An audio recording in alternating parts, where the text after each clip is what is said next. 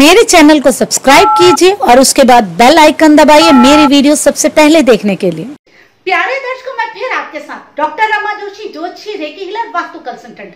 मैं आप लोगों से आज बात करूंगी वशीकरण की। बहुत ज्यादा इस बारे में चर्चा होती है, लोग बात करते हैं, बहुत लोग कराते हैं वशीकरण। कुछ लोग मानते हैं वशीकरण को, कुछ लोग नहीं मानते। जो लोग मानते हैं वो कहते हैं बिल्कुल होता है वशीकरण, हमारे ऊपर हुआ है, हमने सहा है, आप ऐसे कैसे कह रहे हैं? जब ये होता है तभी तो हम बात कर रहे हैं। और कुछ लोगों ने कराया होता है, वो कहते हैं बिल्कुल होता है, देखो ना हमने कराया है और हमें इसका इफेक्ट मिला है।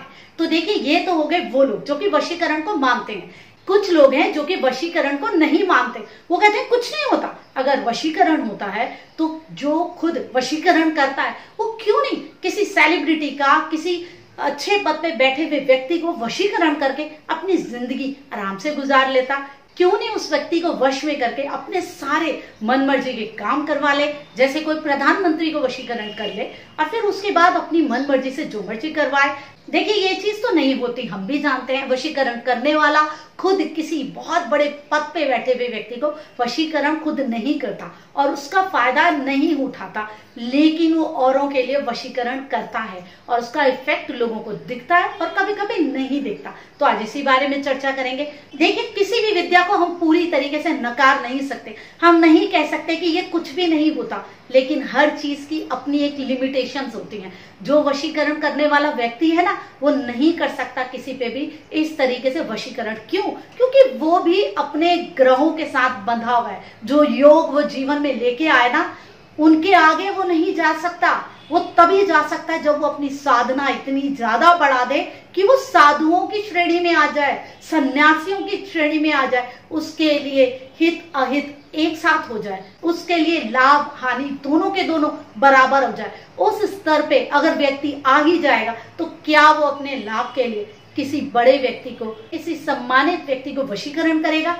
कभी भी नहीं करेगा। क्या ऐसी स्थिति पे पहुंचने के बाद कोई भी व्यक्ति किसी को वशीकरण करके उसका फायदा उठाना चाहेगा? नहीं उठाना चाहेगा, नहीं उठाना चाहेगा। देखिए, हम सब अपने ग्रहों के साथ बंधे हैं, अपने योगों के साथ बंधे हैं और अपनी दशाओं के साथ बंधे हैं। हमें अपने योगों से ज्यादा और हमारी दशा से पहले कुछ भी नहीं मिलने वाला। हम लोग साधारण व्यक्ति ही हैं। हम चाहे मेडिटेशन करें, चाहे ध्यान करें, लेकिन हम उस श्रेणी के योगी नहीं हैं कि हम कुछ भी पा सकें। चाहे हम आध्यात्मिकता के कितने भी ऊंचे लेवल में अपने आप को समझ रहे हो, हम उस लेवल को अचीव नहीं कर सकते जिसको रामकृष्ण परमहंस ने अचीव किया, विवेकानंद ने अचीव किया, साईं बाबा ने अचीव किया। हम उस लेवल पे नहीं पहुंच सकते। जब हम उस लेवल पे पहुंचेंगे तो हम इन ग्रहों से ऊपर उठ सकेंगे। देखिए, उस लेवल पे हम नहीं हैं और हमें ये दिखाना भी नहीं चाहिए कि हम उस लेवल पे हैं, क्योंकि लोगों को पता चल जाता है क्या सच है। हम लोग एक साधारण मनुष्य, मेडिटेशन, ध्यान और पूजा से जुड़े हुए, उनकी भी बात कर रही हूँ। देखिए, वशीकरण कुछ लोग कराते हैं और उन्हें लगता भी है कि हमें फायदा हुआ। देखिए, क्यों होता है? क्योंकि अगर वशीकरण हो रहा है, ये सब पूरी तरीके से जुड़ा है टोने टोटके तंत्र मंत्र से, और तंत्र मंत्र से जुड़ा हुआ है राहु केतु। अगर किसी की कुंडली में राहु केतु का इफेक्ट आ रहा होगा उसके लगन, लग्नेश या चंद्रमा पे, तभी उस पे इन चीजों का इफेक्ट होएगा। अगर उसकी कुंडली में योग ही नहीं है, राहु केतु से कोई भी जुड़ा हुआ लगन, लग्नेश या चंद्रमा पे, तो उस पे तंत्र का, वशीकरण का इफेक्ट नहीं होगा, वो बच जाएगा।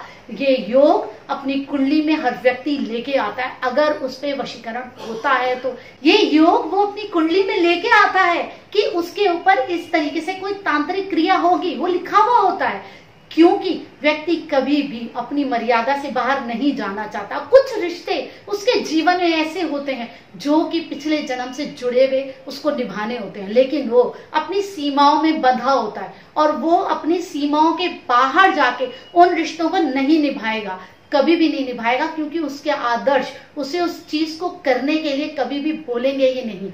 तो ये क्या है? ये जो क्रियाएं होती हैं, तांत्रिक क्रियाएं, वशीकरण, तंत्र मंत्र, इससे क्या होता है? उसकी जो स्वाभाविक प्रकृति है वो बदल जाती है और वो अजीब सा व्यवहार करने लग जाता है, एक अलग व्यवहार करने लग जाता है। वो रिश्ते जो कि पिछले जन्म से वो लेके आया है, उनको उसे आगे लेके जाना है, निभाना है, तो वो साधारण तरीके से तो नहीं जुड़ सकता था उनके साथ, तो ये असाधारण तरीका उसके जीवन में आता है और वो उन लोगों के साथ जुड़ता है और जो लेना देना उसका रह गया था उसे पूरा करता है। देखिए सब कुछ निश्चित है, ये चीजें भी निश्चित है कि आपके ऊपर इस समय पे ये सब क्रियाएं होंगी और ठीक हो जाएंगी।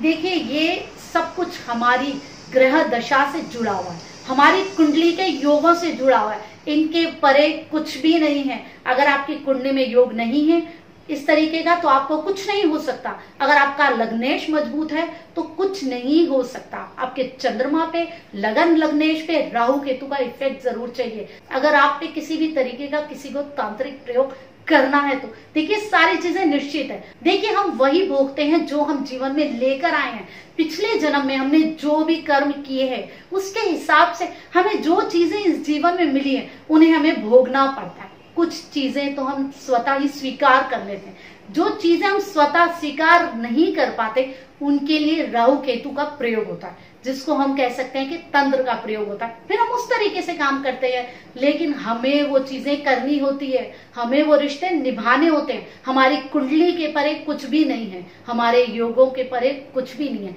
देखिए हर चीज हमारी कुंडली से हमारे योगों से जुड़ी हुई है। अगर हम ये सोचे कि हमारी कुंडली में था ही नहीं कि हम किसी से कोई हमारे ऊपर तांत्रिक प्रयोग करेगा और फिर भी कर ले किसी ने, नहीं हो सकता। अगर आप पे इस तरीके का कोई प्रयोग कर रहा है तो इसका मतलब आप उसके साथ कोई रिश्ता जोड़ के लेके आए हैं जो कि आपने पूरा नहीं किया।